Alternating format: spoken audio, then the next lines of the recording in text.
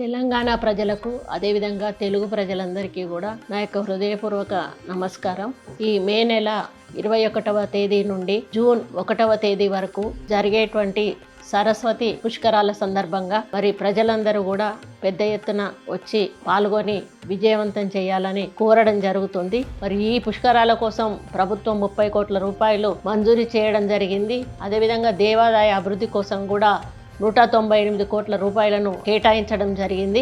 మరి 10 రోజుల కార్యక్రమంలో కూడా రోజు ఒకరు ప్రముఖులు పీఠాధిపతులు వచ్చి ఈ స్నానం ఆచరించి వెళ్ళడం జరుగుతుంది. మరి అక్కడ అన్ని రకాల సౌకర్యాలు కూడా భక్తులకు ఏమాత్రం ఇబ్బంది కాకుండా చేయాల్సిందిగా కూడా మేము అన్ని డిపార్ట్మెంట్స్ వాళ్ళను కూడా కోరడం జరిగింది. స్థానికంగా ఉన్నటువంటి మంత్రివర్యులు మరియు ఎమ్మెల్యే గారైనటువంటి శ్రీధర్ బాబు గారు కూడా వారు ప్రత్యేక దృష్టి సారించి భక్తులకు అన్ని సౌకర్యాలు కలిగే విధంగా అధికారులతో మరి చర్చించడం జరుగుతూ ఉంది. అదేవిధంగా మా ఎండోమెంట్ డిపార్ట్మెంట్ వాళ్ళు కూడా అన్ని రకాల బాధ్యతలు చేపట్టి అన్ని డిపార్ట్మెంట్స్తో కోఆర్డినేట్ చేసుకొని మంచి మరి సౌకర్యాలు కల్పిస్తూ భక్తులకు మరి ఎటువంటి ఇబ్బంది కలగకుండా చూసుకోవడం జరుగుతుంది. కాబట్టి మిమ్మల్ని అందరినీ కూడా విజ్ఞప్తి చేస్తూ ఉన్నాను, పెద్ద ఎత్తున తరలి వచ్చి ఈ పుష్కరాల్లో పాల్గొని మరి స్నానం ఆచరించి మరి దేవుణ్ణి దర్శనం మరి మీరందరూ కూడా వెళ్ళాల్సిందిగా కూడా కోరుకుంటూ సెలవు తీసుకుంటాం.